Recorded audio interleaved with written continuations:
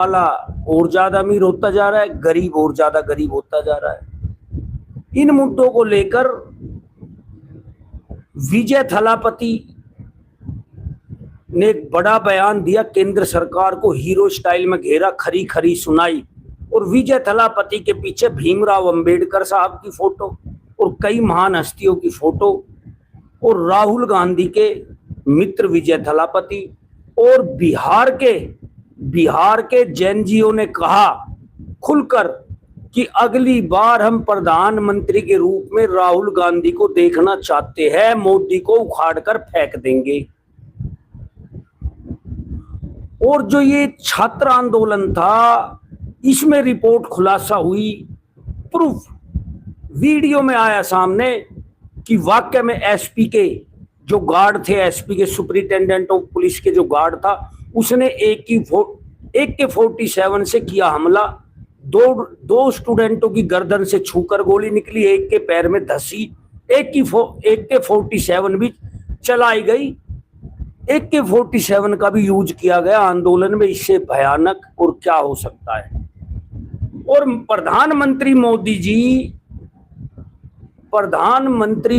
जी आज breaking news आई है कि प्रधानमंत्री मोदी जी सरकार 114 राफेल खरीद रही है। उस पर टिप्पणी करेंगे और बताएंगे कि क्या बड़ा फर्क है प्रधानमंत्री मोदी जी और मनमोहन सरकार UPA 2 के बीच। जो राफेल खरीद हुई थी उसको कैंसिल भी मोदी सरकार ने किया था, और एक बड़ा झोल जिसके अंदर, उसके बारे में चर्चा करेंगे। अब जैसे CJP मल्टीमीडिया एक ये पार्टी जो बनी थी, ऐसे ही अब देश भर के कार मालिकों ने, देश भर के मिस्त्रियों ने मिलकर और देश भर के ट्रांसपोर्टरों ने मिलकर, ट्रांसपोर्टर्स है जो, उन्होंने मिलकर E20 मल्टीमीडिया एक पार्टी खड़ी कर दे, जिसमें लोग प्लेटफॉर्म तैयार किया, जिसमें लोग धड़ाधड़ जुड़ते जा रहे हैं।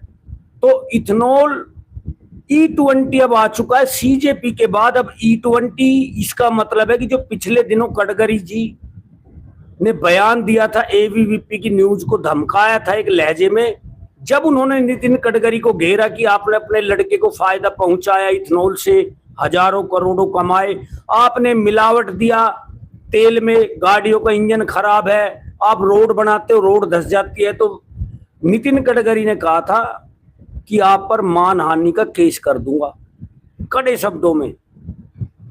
उसको लेकर अब देश में E20 नई प्लेटफॉर्म बनाया गया इंस्टाग्राम पर, जिस पर लाखों करोड़ों में लगातार जुड़ते हुए देश के नौजवान।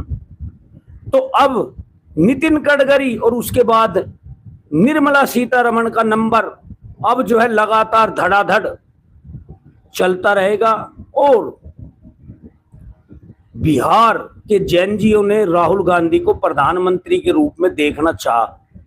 और जो ये CJP का प्रोटेस्ट था, ये असल में राहुल गांधी का 2014 से ही चलता आ रहा प्रोटेस्ट था।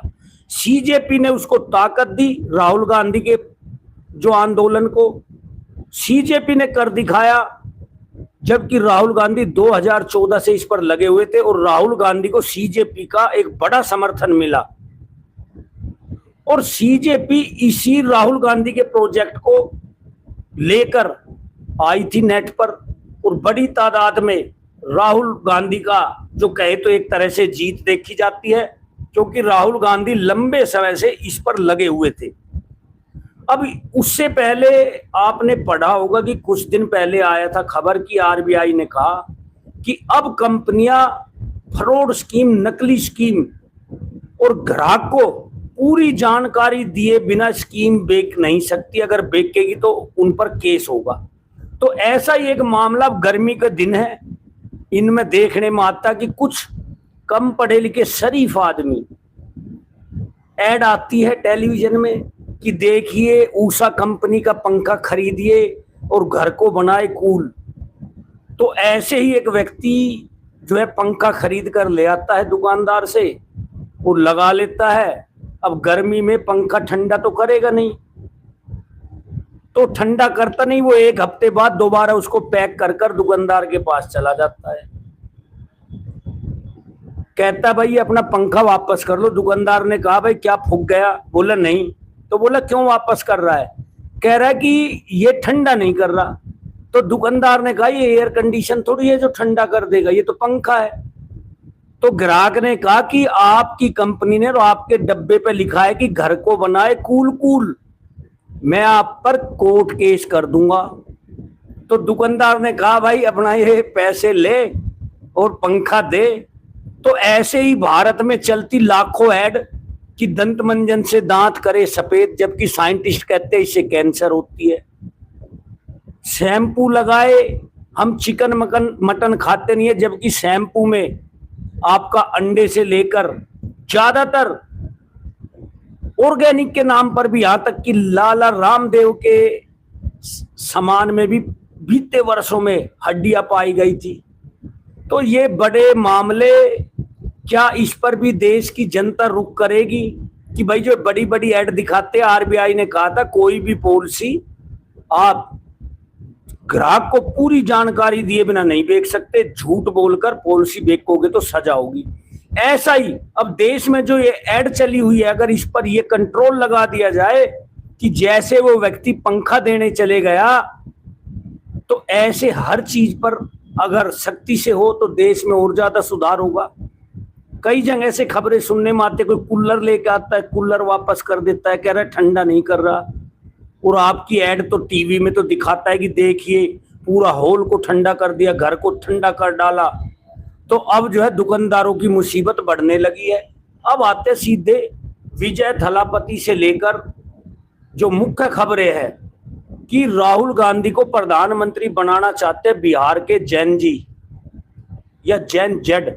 पटना में छात्र बड़ी संख्या में, पटना में लाखों की संख्या में छात्र बोले अगले इलेक्शन में मोदी को उखाड़ कर फेंकेंगे। और ये मेरे बयान नहीं है, ये हमने ब्रेकिंग न्यूज से लिए है। इन अत्याचारों को जरूर याद रखेंगे मोदी जी, अगली बार आपको उखाड़ कर फेंक दिया जाएगा। शिक्षा मंत्री धर्मेंद्र प्रधान के इस्तीफे के बाद इसे लेकर देश भर में प्रोटेस्ट चल रहे थे और बिहार में सभी छात्रों का प्रदर्शन देखने में मिला। मगर पहली बार वोट देने वाली यह पीढ़ी सिर्फ धर्मेंद्र प्रधान का इस्तीफा नहीं मांग रही है, बल्कि अपनी भविष्य की गारंटी मांगना चाहती है। और मोदी सरकार को लेकर छात्रों ने के मन में काफी आक्रोश, और बिहार के छात्र राहुल गांधी को प्रधानमंत्री के रूप में अब देखना चाहते हैं। उनकी पहली पसंद राहुल गांधी प्रधानमंत्री के रूप में, और उनका कहना है कि अगले इलेक्शन में मोदी को उखाड़ कर फेंकने का काम करेंगे। छात्रों का कहना है कि पढ़े लिखे लोग ही वोट का अधिकार समझेंगे। छात्रों ने कहा कि पढ़े लिखे लोग वोट का अधिकार समझेंगे, वरना अनपढ़ के वोट तो 10-10 हजार में खरीद लिए जाएंगे। अनपढ़ तो 10-10 हजार में भी वोट खरीद लेंगे अनपढ़ के। जैन जी जब वोट करेंगे तो इन अत्याचारों को जरूर याद रखेगा पूरा बिहार। और ऐसा बिहार में बड़ी मात्रा में सबसे भयंकर बवाल बिहार में देखने में मिला। अभी हमने बताया था कि जो है सुपरिटेंडेंट ऑफ पुलिस सिवान आंदोलन के बीच AK-47 से एसपी के गार्ड ने भीड़ की तरफ AK-47 का रुख कर दनादन गोलियां दाग दी। वीडियो हुआ वायरल। इसके बाद उस गार्ड को आनन फानन में कि खबर कहीं देश में ना फैल जाए, उसको जो है क्या बोलते, उसको सस्पेंड कर दिया। उसको जो है तुरंत सस्पेंड किया सरकार ने जब वीडियो जारी हुई। ये बड़ा भयानक मामला सामने आया बिहार से कि AK-47 का यूज जो आतंकवादियों के लिए यूज की जाती थी, उसका उपयोग आंदोलन में कर दिया बच्चों के लिए। तो आनन फानन में उसका सस्पेंशन किया गया गार्ड का, और मामले को दबाने की कोशिश की गई बिहार के अंदर। और बिहार में तेज प्रताप को लेकर जो तेजस्वी यादव, लालू यादव के बड़े लड़के तेज प्रताप, जो युवा बिहार का जैन जी था, आंदोलन कर रहा था, उसके सरदार बने थे तेज प्रताप, और उसको उठाकर उन पर 9 से ज्यादा धाराएं लगाकर उनको जेल में डाल दिया है। उनकी छूटने की आशंका कम है। क्या इस पर भी देश के जैन जी उसको छुड़ाना चाहेंगे? और प्रशांत किशोर ने कहा कि तेज प्रताप ने हमारा समर्थन किया। उसके बाद जो है पुलिस ने उनको उठाया। तेजस्वी यादव विदेश घूमने गए थे, अब नहीं पता क्या विदेश घूमने क्या गए थे। एक तरफ राहुल, जो 2014 से राहुल गांधी लगे हुए हैं जान लगाकर बच्चों के लिए, देश के लिए, हर मुद्दे पर बोलते हैं। लोकसभा, राज्य की विधानसभाओं में मामला गर्म है और तेज प्रताप जो है विदेश घूमने जाते हैं। तो अब राहुल गांधी को अपने दम पर चलना होगा, नहीं तो इनके मंत्री विदेश घूमते रहेंगे।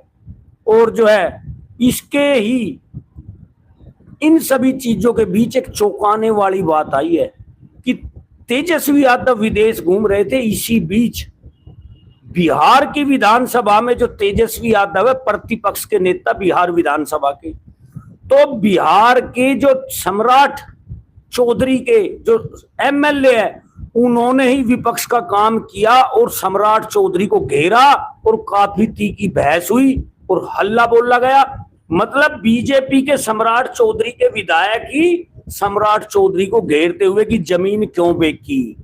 कई मामलों पर जमीन बेचने पर, रोड मामले पर,